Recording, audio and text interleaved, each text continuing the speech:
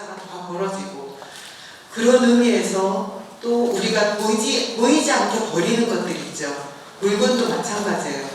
보여지는 것은 대부분 이렇게 타일이 붙여져 있고 깨끗하게 청소되어 있으니까 잘 몰라요. 우리가 얼마나 많은 것을 바다에 버리고 있는지. 여러분, 막 섬이, 쓰레기 섬이 태평양에 한 달에 하나씩 생기고 있다는 거 아세요? 쓰레기 섬이? 그건 진짜로 지구를 위협하는 상황이에요. 그것도 플라스틱, 썩지 않는 쓰레기 섬. 이건 우리가 진짜 우리 자식들한테 이렇게 해도 될까? 죄책감 느껴야 돼요. 우리가 지금 살고 있는 사람들이 죄책감 느끼지 않고 그냥 계속 이렇게 살아버리잖아요. 그러면 우리 생에 그런 일이 일어날 것 같아요. 지구에서 인간이 살기 참 어려워져 버릴 것 같거든요. 과학자들은 다 말해요. 지금 우리의 생활 습관을 바꾸지 않으면 정말 위험한 지구로 바뀌고 있습니다. 온도가 너무 높아지고 있습니다. 과학자들은 다 말해요. 그런데 일상은 안 바뀌어요. 우리의 일상. 계속해서 더 속도를 빨리 추구하고 있고요. 계속해서 우리는 더 편리한 삶을 추구하고 있고, 우리가 더 편한 세상으로 가면 갈수록 에너지를 많이 쓰는 세상에 있잖아요. 그래서 에너지를 많이 쓴다는 것은 지구의 자원을 먼저 갖다 쓴다는 거예요. 먼저 갖다 우리가 쓰면 누가 쓸 게 없을까요? 우리 뒷세대들이 쓰기 어려워지는 거예요. 그리고 계속해서 우리가 지금 현재는 위기의식을 느끼고 있어가지고 정치하는 분들이 그나마 모든 사람들은 아니지만 좀 깨어있는 정치인들이 탄소 중립을 이제부터 시행해야 한다. 그리고 법으로 규정해야 하고 국가가 책임져야 한다. 이렇게 가면 안 된다 하고 많은 사람들이 동의를 하고 있어요. 그래서 다행스럽게 1.5도 이상으로 가지 않도록 지구 온난화 지구 온도가 1.5도 이상 더 올라가지 않도록 우리가 붙잡자라는데 최근에 또 동의했죠. 그래서 대한민국 문재인 대통령도 가셔서 유럽 순방 중에 그런 발언들을 하셔가지고 되게 인기가 높아졌더라고 들었어요. 그런데 진짜 중요한 것은 정치가 그렇게 간다고 하더라도 우리가 생활 속에서 습관을 바꾸지 않으면 가장 문제가 생활 쓰레기예요. 생활 쓰레기. 보이지 않으니까 우리는 쓰레기를 버려버리고 말지만 그것들이 저는 버릴 때마다 이거 내가 일회용품 배달해서 먹고 나서 이거 씻어서 닦아서 플라스틱 분리수거함에 버리는데 이거 진짜로 분리될까? 이거 진짜로 재활용이 될까? 아니면은 묻었다가 홍수 같은 게 나면 다 바다로 쓰러져 갈까? 이게 여러분은 1번인 것 같아요? 2번인 것 같아요? 제대로 처리돼서 재활용되고 그것이 재생되는 것 같아요? 우리가 버리는 일회용품들 될 것 같아요? 어떤 걸 선택할까요? 더 저렴하게 처리하는 방식을 선택할 거예요. 그런데 더 저렴한 방식은 손이 많이 안 가는 방식이에요. 그래서 태워버리거나 묻어버리는 건데요. 눈에 보이지 않게 얼른 처리하는 거예요. 근데 그렇게 하면 플라스틱 태우면 어떻게 돼요? 다시 CO2 문제 생겨버리죠. 그렇죠. 그러니까 태우기는 어렵잖아요. 그럼 어떻게 할까요? 눕는 방법이 보이지 않게 얼른 처리하는 방법이에요. 그래서 묻어버렸더니 문제가 또 더 심각해진 거예요. 그것들이 한꺼번에 비가 오거나 그러면 다시 다 어차피 파헤쳐져서 썩지 않으니까 파헤쳐져서 바다로 결국엔 다 가더라는 거죠. 그래서 우리가 20년 전에 버린 것들이 바다에 아직 떠 있다는 거예요. 끔찍하지 않아요? 그럼 우리가 지금 버린 것들 20, 30년 전에 후에도 계속 떠 있을 거 아니에요. 이게 분해가 안 되니까. 지금은 그나마 분해 가능한 플라스틱들이 기술로 생산되고 있어요. 그래서 조금 기간이 단축돼서 분해되는 그런 것들을 생산하고 있지만 우리 일상에까지 그게 들어오지 않았어요. 왜냐하면 비싸요. 더 싼 걸 사가지고 소비하게 되어 있거든요. 모든 게 경제 원리로 이렇게 진행이 되고 있거든요. 그래서 우리는 더 싼 거를 이제 사가지고 일회용품 쓰다 보니까 계속해서 악순환이 일어나고 있는 것 같아요. 우리만 그러겠어요? 중국은 인식조차도 가지고 있지 않아요. 그 많은 대륙에 13억 인구가 모두 다 버리고 있어요. 심각하죠? 그럼 그 쓰레기 바다에 버리면 다 어디로 와요? 우리나라 서해안으로 와요. 그리고 이제 일본까지 가겠죠. 그래서 대마도에 지금 엄청난 쓰레기가 쌓이고 있대요. 우리나라 땅인데 자기 나라 땅이라고 점령하고 있는 곳 알죠? 대마도 엄청난 쓰레기가 쌓이고 있대요. 그나마 한국인들이 관광객으로 갔을 때는 청소를 했는데 해안 청소를 이제 안 한 거예요. 관광객도 없고. 그래서 엄청난 쓰레기로 바다가 뒤덮여지고 있다고 그런 최근 소식 들었어요. 그럼 어떻게 해야 될까요? 저는 과학자하고 기업이 가장 큰 문제 해결을 해낼 거라고 생각해요. 그리고 정부가 같이 협력하면서 탄소를 붙잡아서 공기 중에 탄소를 붙잡아서 어떻게 하면 다시 원래 땅속에 있었던 탄소로 보낼 수 있을까? 이걸 과학자들이 지금 연구하고 있어요. 우리나라 사람들 되게 영리하잖아요. 그리고 스피드하잖아요. 사고가 실천력 있잖아요. 그래서 지금 그 기술이 개발 중인데 저는 좀 희망을 거기에 더 걸고 있어요. 과학자들이 지금 공기 중에 탄소를 잡아서 그 탄소를 중립하는데 시키는데 어떤 기술을 분명히 개발해낼 것이다. 그리고 그것이 정부하고 협력하고 있는 기업체가 그것을 이제 세금을 좀 쓰면서 해결을 할 것이다. 이런 생각을 하고 있는데 제일 중요한 건 생활 습관이에요. 그래서 일단 한 사람 한 사람이 약간 저는 버리면서 양심의 가책을 느껴야 된다고 생각해요. 그래서 오늘 왔어요. 우리가 버리는 것도요, 누군가를 때리는 거하고 마찬가지예요. 지금 상황이. 국가 폭력이 있었던 시대를 우리는 광주 사람들은 경험했잖아요. 5.18이라는 아주 큰 트라우마를 겪었는데 그걸 극복하면서 촛불혁명까지 왔던 민족이에요. 우리 시민정신이. 그래서 그 시민정신을 조금 더 확대해서 지구를 살리는 정신으로 조금 움직여주시면 안 될까 이런 생각이 들어서 제가 유네스코에서 발제할 때 예술가로서 발제자로서 발제할 때 광주 시민정신을 온 지구 사람들이 같이 공감하면서 이렇게 공동체를 좀 서로 지켜가려는 연대가 필요하지 않겠는가, 선한 연대가 필요하지 않겠는가, 기후위기는 한 나라만 잘한다고 되는 건 아니다, 이런 발언들을 했습니다. 그 영상이었고요. 제가 하는 일은 그냥 예술가, 시민예술가라고 사람들이 부르더라고요. 근데 저는 다양하게 예술 활동을 하고 있어요. 퍼포먼스도 하고 기획도 하고 공동체가 살 수 있는 방향이 있으면 기획도 하고 그림책 작가로도 활동해요. 어린이들에게 어떻게 하면 자기 자신이 주인이 된 삶을 살 수 있을까 하는 내용들을 가지고 이렇게 환경을 생각하는 그림책도 만들었고요. 보물자전거, 아기 고양이 미로, 이런 책들은 폐품으로 만든 책이에요. 정크아트라고 하거든요. 그리고 공감해주는 책은 울어주는 은행나무, 이런 거, 다른 사람의 아픔을 공감하는 힘, 이런 것들에 대한 주제로 그림책 작가로도 활동하고 있고 학교에서는 학생들 가르치고 있습니다. 네, 넘겨주세요. 제가 지금 치료와 치유에 대한 얘기를 하려고 하는데요. 치료라는 것은요, 외부에서 하는 거예요. 의사가 어디를 도려내거나 약을 처방하거나 아프다고 했을 때. 그런데 치유는 뭘까요? 치유, 내부에서 일어나는 거예요. 그래서 궁극적으로 치료를 하는 것은 내부에서 치유할 수 있는 힘을 키워주는 거거든요. 그러니까 우리는 병원에 가면 뭔가 약도 처방받고 하지만 본인이 의지가 없으면 치유가 일어나지 않아요. 환자의 본인이.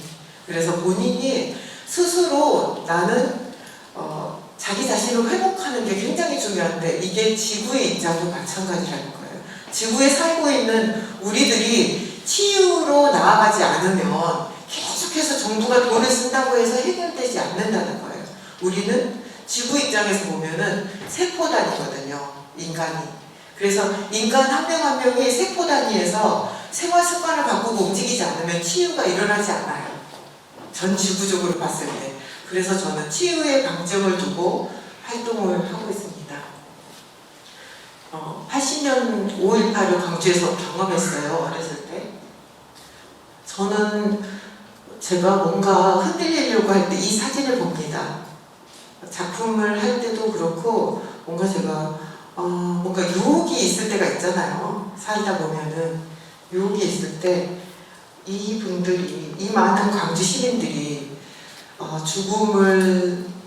죽을 수도 있는 저 광장에 이렇게 많이 모였을 때 1980년 5월 그리고 80년 5월 10일간의 항쟁을 하고 27일 모두 투항하라고 헬기에서 계속해서 소리가 들렸거든요. 모두 투항하라. 모두 투항하라 그랬어요. 그런데 끝까지 남아있었던 160여 명의 시민군이 있었어요. 구도청에. 그분들이 남을 때의 심정을 생각해요. 5.18과 관련된 일을 할 때는. 그것이야말로 제가 그래서 살아남은 분한테 인터뷰를 한 적이 있어요. 거기서 이제 살아남아서 끌려가서 아침에 고문을 받고 505 보안부대에서 지하실에 들어가서 엄청난 고문을 받고 나온 분이에요. 그분한테 왜 그때 27일 그때 새벽을 넘기면서 거기에 계셨어요? 그 전에 집으로 가시지. 왜 그 선택을 하셨어요? 하고 물어봤어요. 그랬더니 그때 다 집으로 가버리면 모두 다 먼저 죽은 동지들이 친구가 개죽음이 될 것 같았대요. 누군가는 남아서 끝까지 버텨야지만이 개죽음이 되지 않을 것 같다 라고 말을 하면서 우시더라고요. 그 연세 드신 분이. 그래서 나는 남았다. 전 정말로 그 말에 저도 같이 울컥해가지고 울었거든요. 그러셨군요 하고 그런 정신이 실은 광주 정신이에요. 친구가 죽는데 나만 살려고 도망가고 그냥 내버려 둔 게 아니라 나도 죽을지 모르지만 그 친구의 손을 잡았던 그 금남로의 정신이 실은 광주 정신이에요. 그리고 나도 배고파요. 그리고 모든 게 다 차단돼서 외부에서 물자도 들어오지 않는데 사재기를 하지 않고 집에 있는 쌀을 나눠 먹는 게 그게 광주 정신이었어요. 그런데 코로나가 딱 터지니까 가장 대한민국에서 대한민국을 다 주목했던 정신이 그런 정신이었어요. 어떻게 대한민국 사람들은 사재기를 안 하냐? 정말이에요. 해외에서 보고 왜 한국 사람들은 사재기 안 하지? 미국은 막 생활용품들 다 떨어지고 난리 났는데 위기 상황이 오면 일본 사람도 어때요? 막 다 편의점 싹 비워버리잖아요. 라면이랑. 그런데 왜 한국은 멀쩡하지? 이게 되게 신기한 일이었대요. 도대체 대한민국 사람들은 어떤 사람들일까 하고 궁금해했대요. 도대체 어떤 상으로 살길래 저런 마인드를 가질 수 있을까? 진짜예요. 그래서 저하고 알고 지내는 해외에 있는 작가들이 너희 나라 신기해. 우리는 마트에 모두 비었어. 마트가 비었어. 그렇게 문자가 오곤 했어요. 정말 신기한 나라다. 근데 그게 바로 가장 그것의 핵심적인 가치를 품고 있는 정신이 광주 정신이에요. 저는 그것을 기억하면서 작업을 합니다. 그 다음 넘겨주세요. 그래서 민주광장이야말로 가장 중요한 저에게는 가치를 담고 있는 장소성을 갖고 있는 상징적인 공간이에요. 그래서 저 혼자 5월이면 이렇게 혼자 그림을 그렸어요. 거기 나가서 1박 2일 동안 밤새워서 윤상원이나 이런 분들이 그때 남았던 날을 기억하면서 그분들을 기억하면서 혼자 그림 그리는데 너무 좋은 거예요. 그렇게 남아서 그림 그리는 게. 그래서 다른 분들한테, 친구들한테 이렇게 메시지를 보내기 시작했어요. 나 여기서 1박 2일 동안 5월 마지막 주간 10일간의 항쟁 마지막을 여기서 밤새우면서 보냈는데, 그림 그리면서 보냈는데 너무 좋다, 영감이 있어, 여기 와서 1박 2일 할 사람? 하고 그랬더니 100명이 모였어요. 그게 100인의 릴레이 아트가 된 거예요. 그래서 100명이 이제 모여서 광주 5월을 생각하면서 그림을 그리기 시작했어요. 매년 5월. 이렇게요. 그런데 사람들이 서울에서도 오고 경상도에서도 오고 막 제 친구들이 다 왔는데 예술가들 중에서 만화가들이 그렇게 많이 왔어요. 그래서 웹툰 작가들 이런 분들이 오니까 그동안 광주를 너무 몰랐다는 거예요. 나는 오해해서 미안하다. 광주 시민들 너무 오해해서 미안하다 하면서 이 사람들이 웹툰 작가나 만화가 이런 사람들이 다시 돌아가서 자기 작품을 5월로 만들기 시작했어요. 광주 5월을 가지고 자기가 오해했었던 것을 다시 예술 작품으로 만들기 시작했어요. 그러다 보니까 순정만화 작가, 여러분 잘 아실 거예요. 풀하우스? 순정만화? 네. 원수연 선생님이 제일 먼저 달려와서 저하고 같이 참여해 주셨어요. 세월호 사건 터질 때부터 했거든요. 그때부터. 그래서 이런 분들, 박재동, 원수연 이런 분들이 달려와 주셨어요. 만화가들이. 그러면 그렇게 원로 작가들, 유명한 분들이 오시면 다들 그분들 만나려고 청년 작가들도 많이 오겠죠. 그래서 유명한 웹툰 작가들, 만화가들이 막 모이면서, 그리고 광주의 화가들하고 결합되면서 이게 굉장히 멋진 행사가 됐고, 그리고 이제 자발적으로 주먹밥도 해오는 시민도 있고, 김치도 담아서 광주 김치 맛보라고 주신 분들도 있고, 이렇게 자발적으로 이 행사가 진행이 되게 되었어요. 오셔서 춤도 추고요.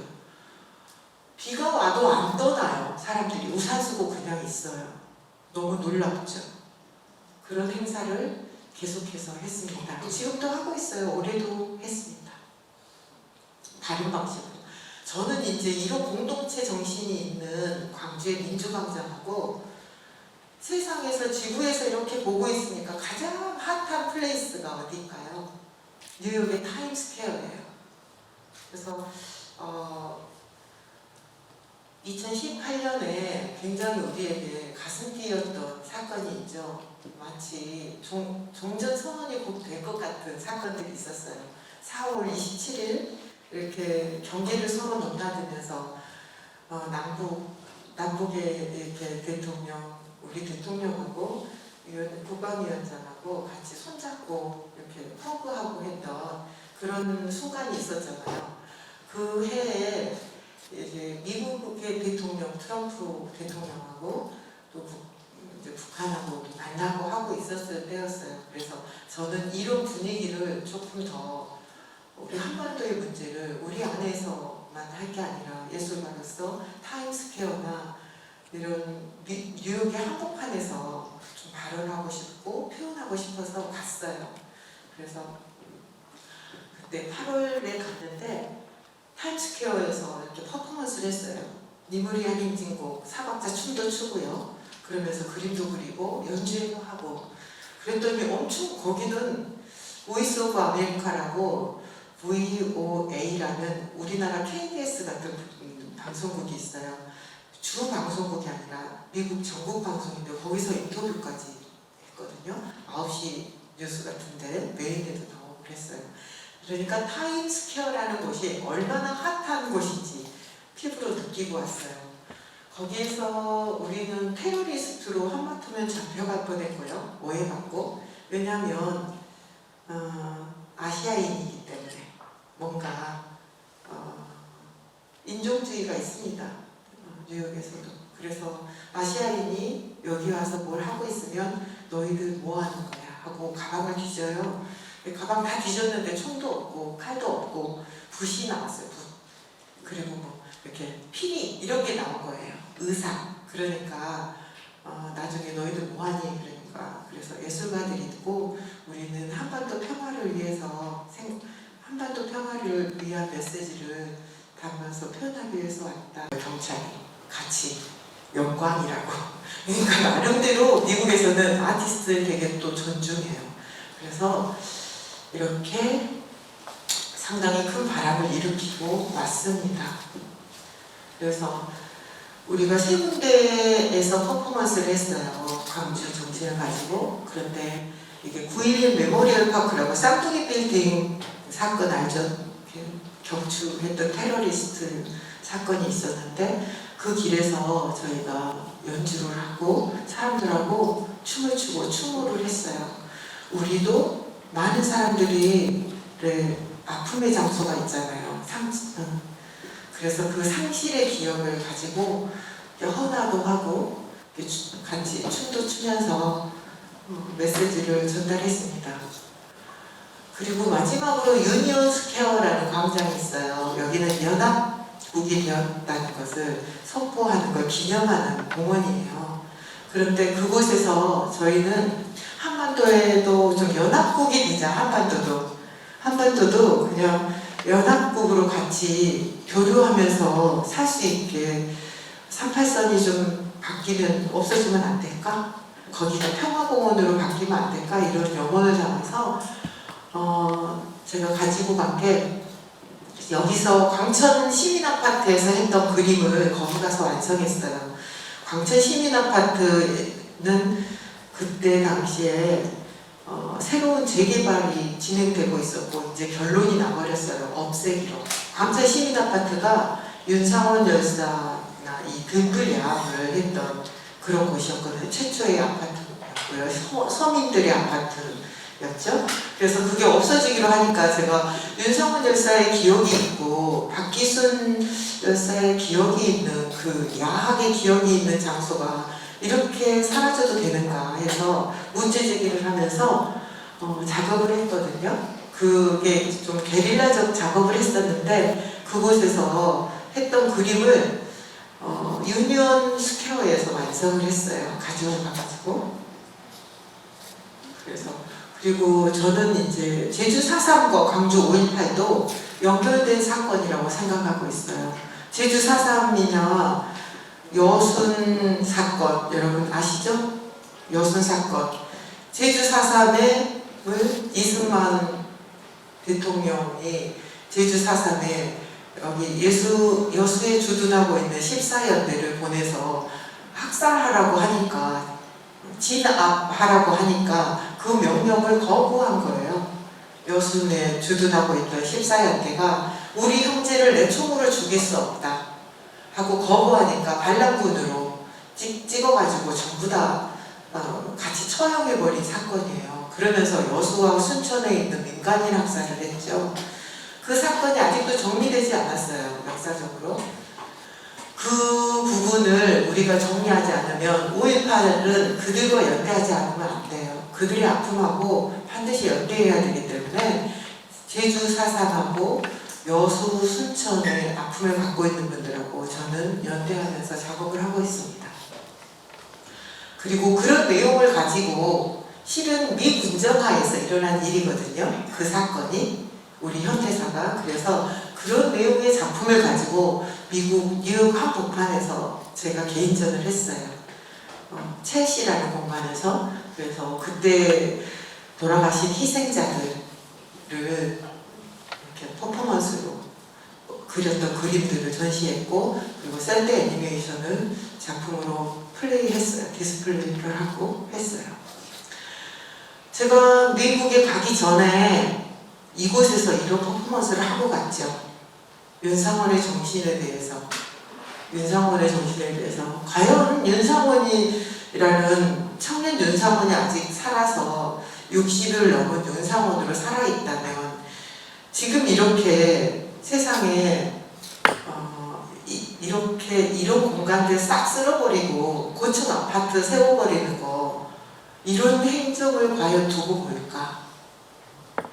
그리고 윤상원이 살아있다면 지금 가장 우리 한반도에서 중요하다고 생각하는 건 무엇일까? 저는 한반도의 종전선언과 평화라고 생각해요. 그리고 지구 위기라고 생각합니다. 지구 위기를 어떻게 극복할 것인가? 이런 것들이라고 생각해요. 그래서 3명의 동의가 있으면 세 사람이 한 곳을 바라보잖아요. 그러면 세상이 바뀐대요. 심리학이 나오는 건데요. 세 사람 이상이 한 곳을 바라보면 방향성이 바뀌는데 두 사람만 바라보고 있으면 바뀌지 않는데요. 그래서 3명의 윤상원이 현재 윤상원의 정신이 살아있다면 광주가 바뀔 것이다 라는 생각으로 3명의 윤상원을 그 현장에서 그렸습니다. 네, 제가 윤상원에 대해서 한번 글을 써봤어요. 그렇죠. 더 평등하고 인간답게 살아가려고 꿈꿨던 한 인간이 어떻게 살 것인가 라는 글을 써놓은 것도 있잖아요. 그래서 그런 내용들을 다시 되새김질하면서 글을 썼습니다. 그리고 저는 청소년들 교육에 되게 관심이 많아요. 그래서 청소년들이 부르면, 그리고 장애인들이 부르면 좀 시간을 빼서 달려가거든요. 그런데 이렇게 이제 문제는 우리가 낼게라는 청소년이 주인공이 된 아시아문화전당에서 펼친 큰 전시 행사가 있었어요. 그 전시에 제가 같이 참여를 했거든요. 네. 청소년과 함께 창작하고 발표하기 이런 수업을 했어요. 청소년들하고 자기 자신한테 항상 질문하게 해가지고 수업을 이끌어갔고요. 본인이 문제를 낼 수 있는 사람이 되어야 한다 이렇게 말했어요. 그건 뭐냐면 이 세상에 대해서 내가 내 발언을 하고 문제를 제기할 수 있는 사람이 되어야 한다는 거예요. 그러면 그 안에는 대안을 찾으려는 노력이 스스로 있기 때문에 답을 갖고 있을 수 있어요. 문제를 항상 풀려고만 하는 사람이 되지 말고 문제를 내는 사람이 되어라 라고 스스로 자기 자신한테 질문하라고 했거든요. 그러면서 수업을 했어요. 이제 문제는 우리가 낼게라는 이 주제는요, 어떤 선진국의 교육보다도 가장 진보적인 주제라고 저는 생각해요. 문제를 내는 사람은 뭘 뛰어넘을 수 없어요. 문제의 답을 푸는 문제를 내는 사람은 답을 알고 문제를 내기 때문이에요. 그래서 우리가 이 사회에 어떤 문제를 던질까? 이것은 굉장히 중요한 자기 삶을 주체적으로 살 수 있는 질문이고, 이 세상에서 내가 왜 이렇게 살고 있지? 라고 자기 자신의 삶을 돌아볼 때도 아주 중요한 문제라고 생각해요. 그러면 자기 자신의 답은 자기가 해결할 수 있는데, 내가 아무리 발버둥 쳐도 뭔가 해결되지 않는 것이 있다면 사회 시스템의 문제라는 거예요. 그러면 사회 시스템에 과감하게 발언할 줄 알아야 되는데, 그러면 그 발언을 어떻게 할 것인가가 중요하잖아요. 그래서 그 방법을 가르쳐주는 수업이었어요. 학생들에게 그랬어요. 학생들이 너무 우울하다는 거예요. 그래서 우울한 학생들 다 모여놓고 그럼 미술 수업을 하자. 그래서 자기가 안 입는 티셔츠도 가져온 친구도 있고, 준비 안 된 건 제가 좀 주고 해가지고 이렇게 티셔츠에 자기 발언을 담기 시작했어요. 발언하라. 그랬더니 청소년들이 발언을 해서 이렇게 작품으로 만들었어요. 뭐 또 있을까요? 옷을 만들었으면 뭘 했을까요? 옷을 입고 패션쇼도 했어요. 그런데 뭐 이렇게 이런 패션쇼가 아니라 재밌는 패션쇼를 했어요. 몸짓 퍼포먼스. 그리고 나서 이 작품들을 점프 아트로 거치대를 만들어서 이렇게 학교마다 순회전을 했어요. 이 학생들의 발언은. 그랬더니 학교 학생들이 다 자기들도 공감하고 있는 내용인 거예요. 그 내용들이. 그래서 이 작품은 되게 제가 가슴 아픈 티셔츠인데요. 어떤 내용일까요? 죽지 마, 친구야. 이렇게 써져 있어요. 심장에서 막 칼칼 피가 쏟아지고 그게 컵에 담기고 있어요. 이거는 어떤 내용이냐면 한 친구가 자살을 했대요. 그 자살 이유가 임신했다고 자살을 했대요. 고등학생이요. 그래서 그 자살을 한 친구를 전부 다 왕따 시켜서 자살된 거예요. 자살로 간 거예요. 선생님들이나 모든 우리가 그 주변에 모든 사람이 그 아이를 에게 손가락질하고 부정하게 바라보고 이러면서 얘가 어디로 어디도 갈 데가 없으니까 택한 것이 자살이었는데 얘가 죽을 줄 몰랐다는 거예요. 친구들은. 그렇게 해도 되는 줄 알았대요. 그게 도덕적이라고 생각했대요. 그렇게 그 친구한테 임신했다고 이렇게 지적하고 하는 것이 도덕적인 거라고 생각했대요. 그래서 그렇게 했는데 그 친구가 죽었어요.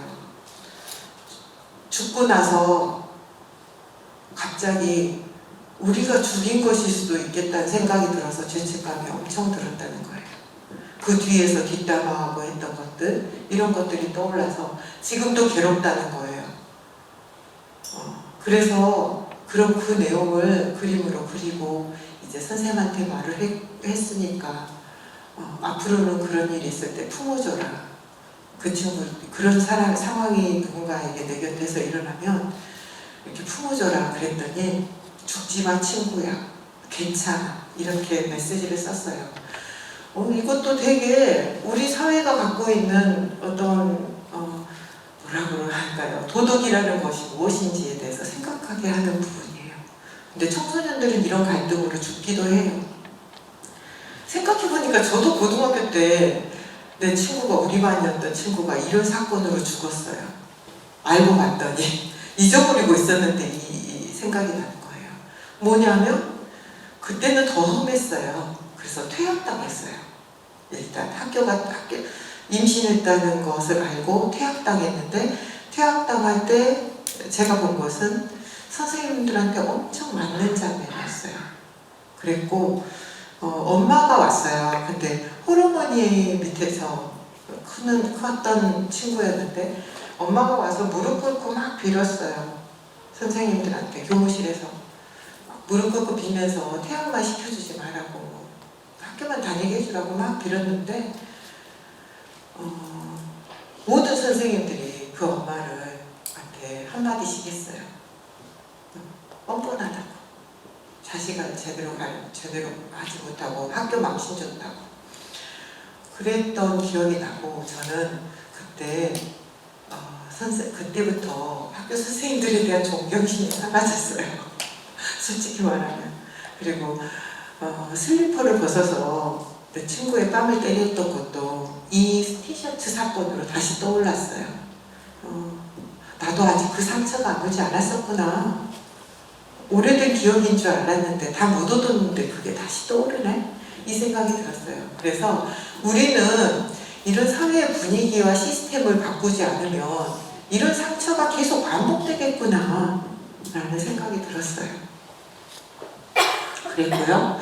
저는 그래서 청소년들한테 되게 관심이 많고 그런 청소년들이 어떻게 의식을 바꿀 수 있고 생활의 삶의 습관을 바꿀 수 있을까 이런 것에 고민을 하면서 작업을 하고 있습니다. 네. 패션쇼도 하고 사진 촬영도 하고 이렇게 했어요. 네, 관객 참여로 인권을 생각하는 작품들 만들고 그리고 구도청에 5월 27일을 기억하는 이런 퍼포먼스형 드로잉 퍼포먼스나 작업을 저는 꾸준히 하고 있습니다. 그때 그리고 망월 묘역은 또 저에게는 영감의 원천입니다. 광주 5.18을 기억하는 지금 여러분하고 하고자 하는 것이 거의 이런 건데요. 제가 충정로에서 한 4, 5년 전에 퍼포먼스를 했어요. 그것도 수능시험 본 날. 수능시험 본 날 되게 학생들이 밖으로 많이 나와요. 충정로에. 그래서 그때 1시간 동안 제 친구들이 쓰레기를 줍기로 했어요. 플라스틱 쓰레기, 일회용품을. 그래서 그걸 모아놓고 그것들을 1시간도 안 돼서 다 차버리더라고요. 전부 다 모아가지고 온 게 다 차버려요. 얼마나 쓰레기가 많은지 충정로에 버려진 일회용 쓰레기가. 그래서 그걸 삥 둘러놓고 제가 나는 쓰레기다 라는 퍼포먼스를 했어요. 그냥 제가 쓰레기 봉투에 들어가지고 그 쓰레기하고 똑같이 같이 들어가 있는 걸 연출하면서 그러면서 수능시험 보고 돌아다니는 그 학생들, 고3 학생들에게 뭔가 이렇게 메시지를 던졌던 그런 퍼포먼스를 했는데, 이 작품은 최근에 한 거예요. 제가 하루 동안 버린 비닐 쓰레기예요. 제가 하루 동안, 딱 하루, 하루 동안 버린 쓰레기예요.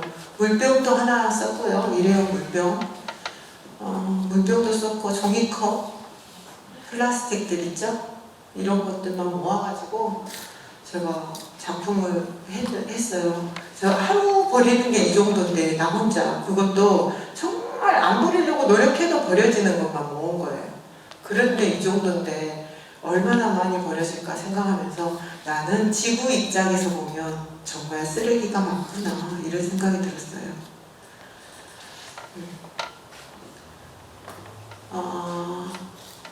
미얀마, 여러분, 미얀마 지금 심각하죠? 우리가 지금 연대하고 있어요. 대표적으로 제가 예술로 연대하고 있는데, 얼마 전에 예술가들이 미얀마 전시를 해가지고 500만 원을 상금을 만들어가지고 보내드렸는데, 거기서 연락이 왔어요. 미얀마 작가들이 도망다니고 있거든요. 그런데 공동체 공간을 너희들이 보내준 돈으로 만들 수가 있었고, 우리가 그동안 가족들을 못 만나서 가족들도 힘들어지고 있었는데 그걸로 먹고 살 수 있는 비용이 되었다. 너 정말 큰 돈을 보내줘서 고맙다, 이렇게. 그래서 막 한국말로 이렇게 써가지고 대한민국 고마워요 막 써서 이렇게 사진 찍어서 보내주고 그래요. 저는 이제 광주 사람으로서 군부 쿠데타에서 많이 다치고 죽었지만 승리한 역사예요. 광주 시민 정신은. 그것을 어떻게 하면 아시아에 지금 그렇게 비슷하게 처한 사람들하고 연대할 수 있을까, 이런 거 고민하는 작가로서 이번에 2021년 2월 1일 그 군부 쿠데타를 조금만 볼 수는 없었어요. 그래서 세상이 보고 있습니다, 우리가 지금 당신들과 연대하고 있습니다를 계속 예술 작품으로 표현했고요. 그것을 광주 메이홀, 제가 운영하는 공간인데 광주 메이홀에서 최초로, 세계 최초예요, 세이브 미얀마라는 전시회를 시작해서 전국 순회전을 계속 하고 있습니다. 지금 부산에서 전시 중이에요. 민주광장과 민주묘역은 실은 저에게는 정말 중요한 영감의 공간이고 광주 시민정신의 상징이라고 생각합니다. 그래서 계속 이런 행사들을 책도 만들고 해서 정리하고 있습니다. 제가 최근에 이 마르쉐라는, 농부시장 마르쉐 여러분 검색하면 나올 텐데요. 마르쉐라는 행사가 국립아시아문화전당에 있었어요. 마르쉐 장터거든요. 그런데 그 장터를 숲과 나눔 재단에서 함께 공동으로 주최했는데, 광주에 좀 와주세요. 광주에 와주세요. 그래서 숲과 나눔 재단이 디자인 비엔날레 특별전으로 메이홀에서 사진전을 했어요. 코로나 사진전. 코로나 사진전을 하는 마지막 날 아시아문화전당의 부분이거든요. 그래서 아시아문화전당 문화마루에서 장터가 열렸습니다. 그래서 그 숲과 나눔 재단하고 마르쉐라는 장터, 그 재단 두 개의 단체에서 하는 행사를 제가 가봤거든요. 전부 밤을 새워서 예쁜 글씨로 출력하면 쉽잖아요. 안내장도 전부 출력하죠. 출력하면 쉬운데 그런 현수막, 천 이런 것들이 전부 쓰레기예요. 그래서 그런 것들이 안 나오게 하는 방법은 칠판처럼 만들어서 이렇게 분필로 쓰고 다시 지우고 다음 행사 때 또 쓰고 하는 방식이 가장 좋다라고 생각하고, 이 장터는 항상 그 손글씨로 써요. 칠판처럼 안내문들을. 근데 저는 이게 너무 다정하고 좋은 거예요, 이 손글씨가. 그래서 거기 행사를 주최했던 사람들과 스태프들한테 물어봤어요. 이 글씨 누가 썼어요? 그러니까 너무 안내할 것들이 많아서 여러 명이 밤새워서 썼다는 거예요. 그래서 제가 저 너무 진짜 글씨체도 예쁘고 그 마음이 느껴진다. 이런 밑에 그림들 있죠? 이런 것들도 다 자기들이 단순하게만 그려가지고 이렇게 세워놓은 거예요. 오래된 나무로. 그래서 여기서만 쓴 게 아니라 다음 장터, 서울 장터에서도 또 쓰고 지우고 이렇게 한다는 거예요. 그래서 이건 되게 배울 점이다 라고 생각을 했어요. 지금 전시 중입니다. 생명평화미술행동이라고요. 전주 현대미술관에서 한 30명의 전국의 작가들이 지금 전시 중인데요. 바다 문제, 갯벌 문제, 우리나라 생태계의 문제를 가지고 수라갯벌, 지금 마지막으로 남은 갯벌인데요. 그게 유네스코에 등록된 거예요. 갯벌이, 우리나라 갯벌이 자연유산으로. 그런데 그거를 훼손하겠다고 하니까 저희가 이제 그만 건방 지어도 되지 않겠습니까 하고 막으려고 가서 퍼포먼스도 하고 전시도 하고 있습니다. 이렇게요. 이렇게 하고 있어요. 환경 퍼포먼스. 이건 친환경 장터의 모습이에요. 아주 많이 팔지 않아요. 딱 그날 먹을 수 있는 만큼 장에서 근거리에서 이렇게 무농약으로 키운 보기에 이쁘지 않아요. 사과들이. 앞에 사과 보여주실래요? 사과랑 고구마랑 이렇게 담겨있죠. 배랑. 근데 그냥 아주 작은 농원에서 자기들이 먹고 조금 더 키워진 것들을 이렇게 이 장터에 가지고 나와서 팔아요. 꽃도 마찬가지예요. 지금 이 꽃도 본인들이 조금씩 키워가지고 그걸 가지고 나와서 팔아요. 근데 너무 이쁜 장터여가지고, 그리고 플라스틱으로 된 과한 포장지를 안 써요. 그냥 신문지 가지고 쏴주시더라고요. 그래서 저 꽃을 신문지에 쏴주는데 너무 마음에 들어서 사진 찍어달라고 한 거예요, 제가. 그래서 뭐 비싸겠어요? 안 비싸요. 3,000원에 저 꽃을 사서 집에다 꼽아놨죠. 가지고 왔고, 제가 직접 지금 만들고 있잖아요. 이 쌀포대 가방이에요. 쌀포대로 만든 가방. 20kg 쌀을 포장한 포장지는 되게 튼튼해요. 생각보다. 20kg 쌀을 터지지 않게 했던 제복 바느질은 되게 튼튼해요. 어떤 것보다 진짜 튼튼한 것 같아요. 그래서 제가 지금 종이끈이랑 이용해서 만들었는데 되게 패셔너블하지 않아요? 그렇죠? 그래서 선물했어요. 만들어가지고 제 딸에게도 선물하고 사람들한테 선물 좀 했어요. 그런데 이 아이디어를 청년들이 낸 거예요. 춘천에 있는 청년들이 이걸 이렇게 하면 괜찮지 않을까요? 재활용으로. 그래서 5,000원씩에 5,000원 주고 체험도 하고 만들어진 것도 사갈 수 있게 이렇게 준비를 해놨더라고요. 그래서 제가 하나 사가지고 왔어요. 그래서 이 예쁜 가방들 보세요. 근데 저는 제가 들고 다니다가 사람들이 하도 예쁘다고 그래서 줘버렸는데요. 줬거든요. 선물로. 너무 예쁘다는 거예요. 제가 들고 다니니까 저 가방을. 어떤 명품보다도 예쁘다고. 그래서 그때 2개 샀는데 더 사가지고 더 할 걸 그런 생각이 들더라고요. 이 가방도 포대로 만든 거, 쌀포대로 만든 거예요. 예쁘죠? 그리고 친환경 수공예품들, 바느질로 만든 수공예품들 되게 많이 나와 있었어요. 구경하는 것도 즐겁지만 그걸 살 수 있는 것도 참 재미나더라고요. 그래서 그런 장터를 전국에 그런 수공예품을 만들거나 하는 좀 상투적인 거 말고요. 야시장 하면 나오는 게 많이 똑같잖아요. 이것이 이것 같고 저게 저것 같고. 그런데 여기는 하나하나 자기 자신이 쓰려고 만든 물건 같아요. 내가 쓰려고 만든 물건 같은 것들이 나와 있어서 되게, 그리고 내가 먹으려고 농사 지은 것들, 이런 것들의 여분이 나오는 느낌? 너무 좋았어요. 이런 것들을 좀 각 행정구청에서, 구청단위에서 내가 이번에 농사 지었는데요. 배추를 좀 텃밭에 키웠는데 많이 키웠어요. 작은 장터들을 어떤 시즌에 한 번씩 만들어주면 좋겠다. 저는 좀 바느질 잘하는데 제가 만든 손수건들 10,000원, 20,000원에 팔 수 있어요. 5,000원부터 이런 것들 소소하게 내놓고 팔 수 있으면 좋겠다. 이런 생각을 해봤어요. 그래서 무엇이 도대체 아름다움일까요? 여러분, 아름답다는 거 뭘까요? 저는 명품이 아름답다고 생각하지 않아요. 명품 디자인 참 좋은 디자인들 많은데 그 디자인들 대부분 컨셉이에요. 누가 들고 다녀서 명품이 되는 거예요. 대부분. 누가 역사적으로 누가 들고 다녔대. 그래서 명품이 되거든요. 그렇다면 가장 중요한 것은 무엇일까요? 내가 명품이어야 돼요. 그냥 자기 자신이 명품이면 내가 그냥 종이로 된 백 들고 다니도 사람들이 막 달라고 그래요. 저는 제가 저거 이거요, 이거 포대로 그냥 쌀포대, 농협 쌀포대 같은 걸로 만든 건데요. 그래서 안에 다 보여줬는데 막 달래는 거예요. 이거 진짜 너무 멋있어요. 그러면서 이상하지 않아요?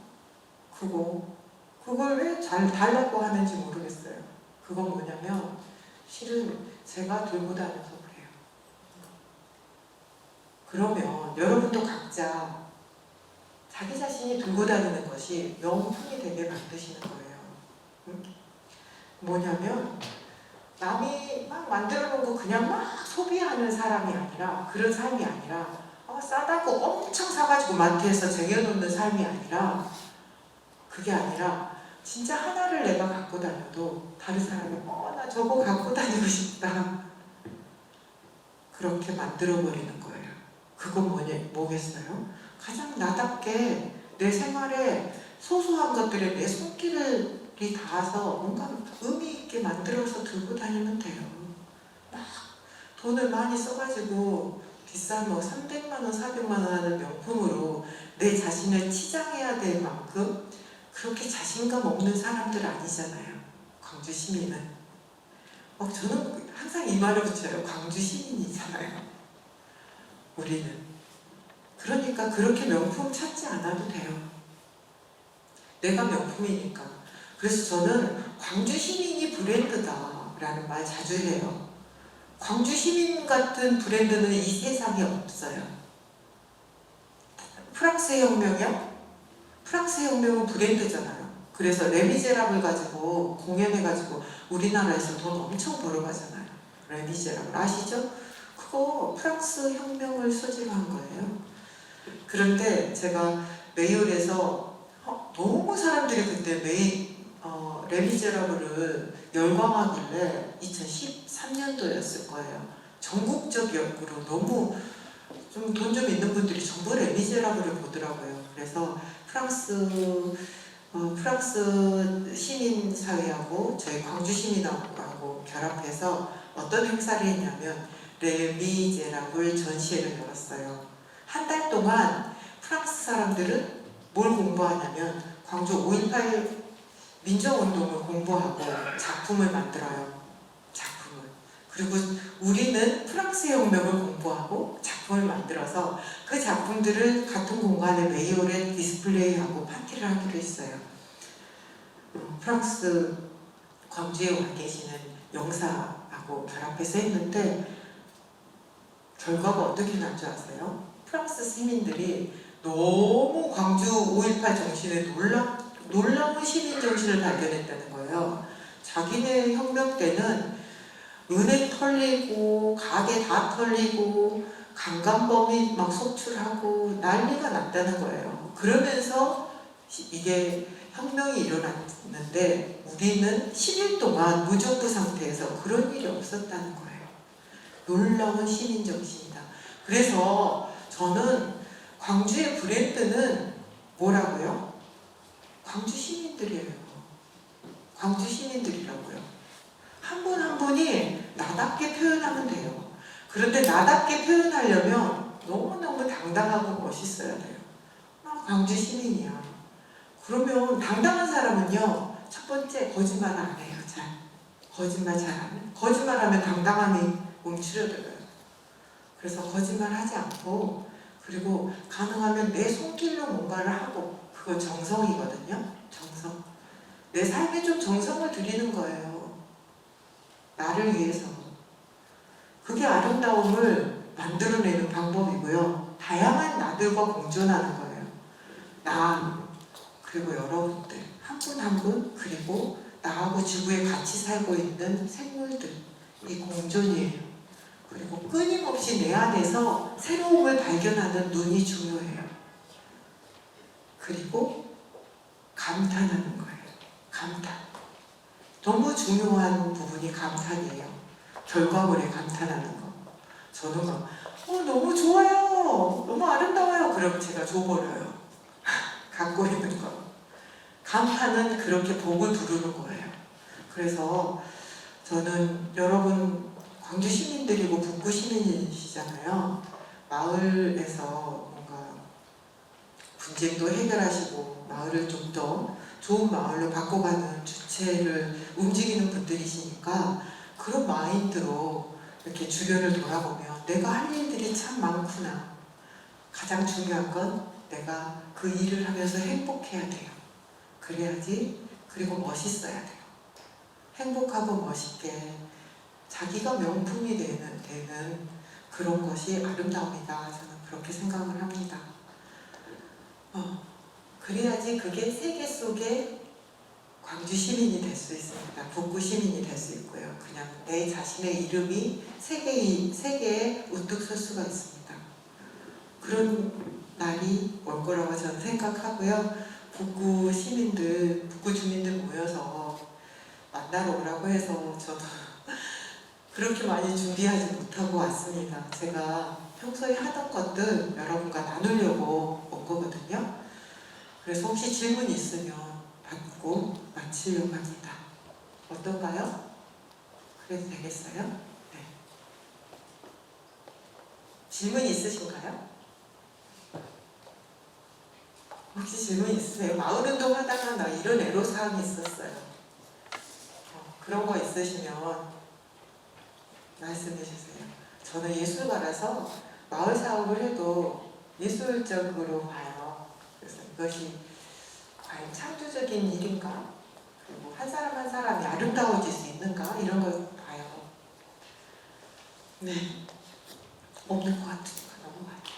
마지막으로 아름다운 지구를 위해서 우리는 멀리 보지 말고요. 가장 자기 주변 가까운 것부터 실천을 해야 된다는 거. 자기 자신부터 실천해야 된다는 거. 그래서 오늘 그런 부분을 한번 돌아보셨으면 좋겠어요. 제가 나중에 북구 여러분이 저를 또 불러주신다면 뭘 해보고 싶냐면요.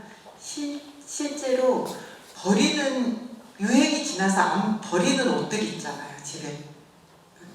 그런데 제가 살짝 리터치 해가지고 명품이 되게 해드릴 테니까 작품이라고 생각하고 입고 다니실 분들 모아가지고 한번 이렇게 하고 나서 패션쇼 같은 거 같이 하면 재밌을 것 같아요. 파티 형식으로. 네. 네. 네, 강의 잘 들었고요. 네. 마을 브랜드를 좀 독특하게 창의적으로 할 수 있는 방법이 좀 있을까요? 마을 브랜드. 네. 네, 좀 창의적으로 독특하게 네. 할 수 있는 방법이 있으면 설명 부탁드립니다. 창의는 어디서 나오냐면요. 아까 제가 아름다움에 대한 마무리 했는데 자기 자신에서 나와요. 자기 자신은 유일하게 세계에 나 혼자예요. 그래서 자기 자신을 깊게 들여다보면 창의성은 나오거든요. 타인한테서 찾을 게 아니고 나에게서 찾아야 돼요. 내 삶의 주변부터 창의성이 일어나도록 바꿔야 되는데 그런데 정말 중요한 게 스토리예요. 스토리. 그래서 마을 안에서 내가 그렇게 이렇게 마을을 걸어요. 걷고 있는데 뭔가 이렇게 보였어 내 눈에. 그럼 내 눈에 보인 거예요. 다른 사람 눈에도 다 보이진 않아요. 내 눈에 보인 그것을 어떻게 나만의 스토리를 입힐까? 이걸 생각해야지 브랜드가 나와요. 내 눈에 보인 저 아름다운 것에 어떤 스토리를 입힐까? 그게 진짜 중요합니다. 브랜드를 만들 때. 또 저는 아까 그 쌀프대로 해서 가방 만드는 걸 봤어요. 네. 근데 이제 우리가 보통 뭘 할 때 에코백으로 많이 하는데 제가 봤을 때 에코백보다는 아까 본 그 쌀프대 가방이 정말 인상 깊었거든요. 네. 그리고 이제 쌀프대 같은 경우는 쌀집 가면 쉽게 구할 수 있는 네. 거고 저도 그 쌀프대 재활용을 많이 버리거든요. 짱짱하니까. 네. 그래서 저는 이제 그거를 해보고 싶은데 네. 저는 이제 그런 쪽으로 전혀 문외한이다 보니까 네. 저걸 어떻게 보면 잘 손재주가 있는 사람들이 그걸 보고 이렇게 만들면 딱 이렇게 캐치가 오는데 네. 저는 봐도 저거 마감질을 어떻게 하지 하면서 감이 안 오더라고요. 아, 네. 그래서 저는 저거를 이번 주에 해보고 싶거든요. 네. 그래서 그거를 좀 구체적으로 좀 설명을 좀 해줬으면 해서요. 저도 그 춘천에 있는 청년 기업이 저 아이디어를 가지고 저 장터에 나갔더라고요. 그래가지고 재료도 놔두고 시민들이 좀 만들어서 가져가게도 하고 만들어 갖고 온 것도 팔고 5,000원씩 그렇게 하고 있었는데 종이끈 있죠? 색깔 있는 종이끈하고 보니까 오곡본드, 목공본드 그거를 이렇게 붙이더라고요. 종이끈에 펀치, 구멍을 뚫는 펀치 그리고 되게 단순해요 도구가. 그리고 뭐지? 종이 포대. 그 종이 포대를 뒤집어요. 뒤집으면 종이 포대를 제가 정말 간단하니까 설명해 드릴게요. 종이 포대를 예쁘게 뒤집어요. 그러면 속으로 글씨가 들어가요. 뭐 농협 어쩌고 저쩌고 무슨 쌀 이렇게 속으로 싹 들어가죠. 잘 편 다음에 이렇게 안으로 집어넣어요. 끝부분을. 잘라가지고 안으로 집어넣어. 크기를 적당하게 하고 쌀포대 보면 동그랗게 투명 창이 있거든요. 투명 창. 그 부분을 앞부분으로 하면 디자인이 좀 예뻐요. 저는 20kg짜리 했는데 이제 10kg짜리들도 있잖아요. 그러면 10kg짜리는 세로로 긴 가방이 되더라고요. 요만한. 그래서 손으로 이렇게 들고 다니는 어깨에 걸치는 것보다는 근데 옆으로 이렇게 20kg짜리는 옆으로 이렇게 멜 수 있게 끈을 조정하면 돼요. 별로 어렵지 않아요. 펀치, 구멍 뚫는 펀치, 그리고 본드, 그리고 종이끈, 튼튼한 종이끈을 팔아요. 색상별로 다 있어요. 이렇게. 네. 그리고 뭐 가위 이런 것들만 있으면 충분히 할 수 있겠다 그런 생각이 들었어요. 그러면 괜찮아요. 한번 해보세요. 그러면 되게 건강해지고요. 그리고 집중력이 아주 뛰어나지고 그리고 그냥 문제가 없어요. 어떤 일을 해도 제가 대학살이 일어난 장소를 많이 가요. 4.3 학살 현장터도 그렇고 너리제 아시죠? 너리제. 최근에 너리제에서 퍼포먼스를 했고요. 여러분 혹시 100일 사격장터 아세요? 100일 사격장. 거기는 안매장터예요. 사람들을 5.18 때 첫 번째 시신, 안매장된 시신이 발견된 데가 거기거든요. 총을 맨날 연습한다고 쏘니까 그냥 그럴까 보다 하고 사람들이 안 가잖아요. 사격장터에서 퍼포먼스 하고 했어요. 그랬는데 머리 아프고 힘들더라고요. 아프더라고요. 너무 그 사건들의 얘기를 많이 듣고 거기서 얼마나 많은 분들이 죽었는지 억울한 죽음의 이야기를 들으니까 그래서 집에 와서 108배 하고 명상했어요. 괜찮으시더라고요. 또 네.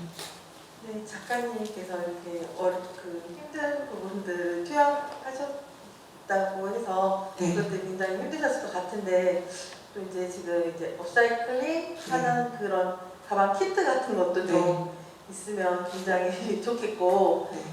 그리고 이제 업사이클링 한 다음에 이제 설치 미술이나 이런 것들 뭐 푸대로 이런 것들 만드시잖아요. 그리고 나서 또 이제 쓰레기 처리 부분이 또 있을 건데 또 그런 부분에서는 또 어떻게 또 하시는지. 저는 파티를 할 때 제일 중요한 게 지금 여러분 물컵 이거 쓰잖아요. 이거 쓰죠. 이런 것처럼 생각을 하는 거죠. 어떻게 하면 쓰레기가 제일 안 나올까? 먼저 기획할 때부터. 그래서 일회용 접시 안 쓰려고 뻥튀기, 대기시장 가면 팔아요. 쌓아놓고. 뻥튀기를 일회용 접시로 싸요. 뻥튀기 되게 그냥 먹어버려요. 일회용 접시 이렇게 해가지고 파티 끝나고 그냥 먹으면서 한번 써보세요. 재밌어요. 가능하면 먹어서 치우고 없애는 거. 그래서 쓰레기가 제일 안 나오는 방법으로 아이디어의 결론이 나올 때까지 생각해요. 파티를 하건 재료를 구입하건 할 때. 그래서 제가 진짜로 아시아 문화전당하고 일하면서 힘들었던 것이 아시아 문화전당은 그 전시 거기 바닥에 허가를 받을 때 바닥에 물감 하나만 떨어져도 시설과에서 나와서 이거 문제 제기하고 원상복구하라고 하는 곳이에요. 그래서 그 공간을 쓸 때 대형 비닐을 깔 수밖에 없는 거예요. 그 대형 비닐을 깔아야지만 그 많은 사람들 엄청난 쓰레기가 나오는 거예요. 그래서 이거 계속 해야 되나 싶을 정도로 좀 그렇더라고요. 그래서 그 비닐들을 그 다음부터 잘라가지고 개인들이 이렇게 딱 그 사이즈만 깔고 그 비닐들을 제가 다 접어서 말아서 지금 다음에 쓰려고 놔뒀어요. 그랬더니 제 작업실이 진짜 쓰레기통이 돼가지고 남편하고 엄청 대판 싸웠는데 근데 그리고 나서 다시 재사용할 수 있게 다 말아서 일이 엄청 많아요. 그러니까는 편하게 하면 일이 좀 없고 쓰레기가 많이 나오고요. 아까 제가 마르시아 장터했듯이 다 손으로 하고 이렇게 하면 쓰잖아요. 분필로 쓰고 닦고 하면서 하면 또 일은 많은데 정성은 더 가고 사람들한테 감동도 더 주고 그러면서 나도 좀 나답게 살아가게 되고 하면서 만족도는 높은데 몸이 좀 힘들어요. 그러지 않을까요? 손이 좀 많이 갈 수밖에 없어요. 또 제가 한번 네. 질문 드리겠습니다. 네. 오늘 여기 작가님께서 이제 강의를 하시면서 제가 이게 느낀 게 뭐냐면 네. 작가님은 문화와 예술을 통해서 연대하고 협력하는 거에 탁월한 어떤 달란트가 있으실 것 같아요. 뭐 국제적으로나 국내적으로 이게 우리 마을 공동체 분들이 활동을 할 때 마을 공동체 분들이 지금 그 마을에서는 다 잘하고 계세요. 우리 북구 같은 경우는 다 잘하고 계시는데 이게 예를 들어서 연대해서 어떤 뭐 다른 지역하고 연대해서 하는 거라든가 아니면 뭐 국제적으로 이렇게 하는 거에 나중에 혹시 협조 요청이 들어오면 좀 도와주셨으면 좋겠어요. 너무 잘하실 것 같아요. 연대가 제일 중요합니다. 그것도 선한 연대예요. 앞에 붙여야 돼요. 선한 연대. 선한 연대는 많은 노력이 필요하고요. 자발적이라는 키가 진짜 중요합니다. 자발적 연대. 그리고요, 그게 가능하도록 행정이 지원해야 됩니다. 네, 그렇죠. 그리고 악한 연대는요, 정말 끈끈해요. 그걸 우리는 죄의 연대라고 하거든요. 죄의 연대. 죄를 서로 짓게 해가지고 도저히 빠져나갈 수 없게 하는 연대인데 정말 그 연대는 아무리 깨려고 해도 깨지지 않는 정말 어마어마한 끈끈한 연대가 있습니다. 죄의 연대는 같이 감옥 갈래? 아니면 너랑 같이 잘 먹고 잘 살래? 이런 연대예요. 같이 감옥 갈래? 내가 너 비리를 알고 있어. 이런 연대는 정말 위험한 연대고요. 그리고 돈을 많이 벌 수 있는 연대일 수도 있어요. 권력을 갑자기 줄 수도 있는 연대일 수도 있고. 그러나 그런 연대는 너무 위험한 연대고요. 나라를 망치게 하는 연대입니다. 그런데 저는 적어도 여러분은 선한 연대라고 생각을 해요. 그래서 어떻게 하면 우리 미래 세대에게 좀 더 좋은 습관을 물려줄 수 있을까? 지구를 좀 살리는 습관을 공동체 안에서 작은 소소한 공동체 안에서 물려줄 수 있을까에 연대가 필요하다. 저는 그렇게 생각해요. 특히나 되게 인상 깊었던 것은 청소년에 대해서 관심이 많다고 하시니까 넥스트 제너레이션이잖아요. 그렇죠. 그래서 너무 이제 와닿았습니다. 그래서 우리 공동체 분들이 활동을 하실 때 연대할 때 우리 주홍 작가님께 많이 같이 해서 하면 훨씬 더 시너지가 나지 않을까 하는 생각을 했어요. 강의를 계속 들으면서. 네, 고맙습니다. 그리고 오늘 너무나 귀한 강의 해주신 우리 주홍 작가님께 뜨거운 박수 부탁드립니다. 고맙습니다.